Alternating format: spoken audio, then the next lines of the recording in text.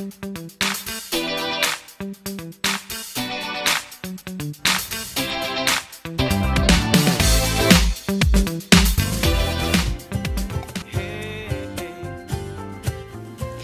bagi nama Tuhan, haleluya, salam sejahtera bagi kita semua.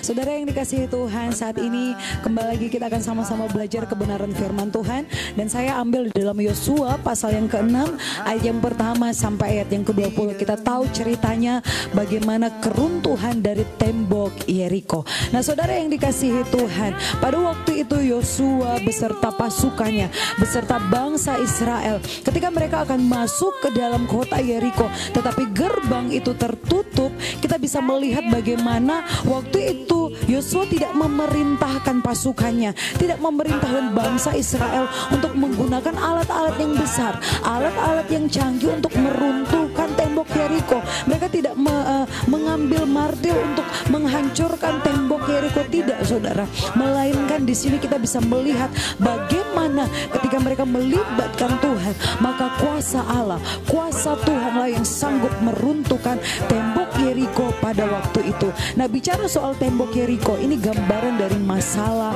di dalam setiap kehidupan kita, persoalan di dalam setiap kehidupan kita. Menjadi pertanyaan bagi setiap kita, apa yang menjadi tembok-tembok Yeriko saudara saat ini? Entah itu masalah, pergumulan, persoalan, sakit, penyakit, masalah keluarga, masalah pekerjaan, atau mungkin saudara berkata, Tuhan kenapa penyakit yang saya alami sampai hari ini tidak sembuh? Tuhan kenapa sampai hari ini saya belum mendapatkan pekerjaan? Mungkin itu adalah tembok-tembok Yeriko di dalam setiap kehidupan kita saudara. Nah saudara yang dikasihi Tuhan, supaya kita sanggup meruntuhkan tembok-tembok Yeriko yang ada di dalam kehidupan kita, yang harus kita lakukan, pertama kita harus melibatkan Tuhan, mengandalkan Tuhan di dalam sepanjang kehidupan kita.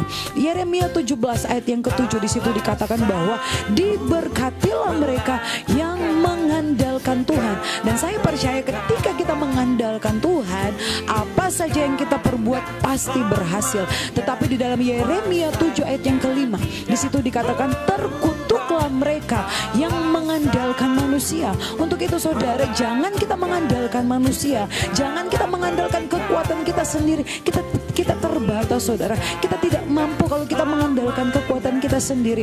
Tapi di sini kita bisa belajar dari Yosua dan bangsa Israel. Ketika mereka melibatkan Tuhan, maka hal yang luar biasa itu terjadi. Sama di dalam kehidupan kita, mari terus andalkan Tuhan dan libatkan Tuhan dalam kehidupan kita. Kemudian yang kedua, kita bisa melihat bagaimana supaya tembok-tembok Yeriko dalam kehidupan kita itu bisa runtuh. Yang kedua, kita harus terus menaikkan pujian dan penyembahan kita kepada Tuhan. Waktu Yosua dan bangsa Israel, mereka berkeliling kota sambil mereka menyerukan pujian, menyerukan sorak-sorak bagi Tuhan. Seketika itu juga runtuhlah tembok Yeriko saudara. Untuk itu ketika ada masalah dalam kehidupan kita, persoalan dalam kehidupan kita, jangan kita lari dari Tuhan saudara. Jangan kita jauh dari persekutuan dari Tuhan, tapi biarlah dari kehidupan kita terus ada pujian dan penyembahan yang naik kepada Tuhan, sehingga kita boleh melihat perbuatan-perbuatan tangan Tuhan yang luar biasa. Sekali lagi, apa yang menjadi tembok-tembok Yeriko di dalam kehidupan kita? Masalah, penyakit, persoalan, pergumulan, apapun itu saudara, kita bisa taklukkan bersama dengan Tuhan. Hanya bersama dengan Tuhan kita sanggup melakukan segala sesuatu di sepanjang kehidupan kita. Terus andalkan Tuhan, terus memuji dan menyembah Tuhan di dalam setiap kehidupan kita. Puji Tuhan, haleluya, Tuhan Yesus.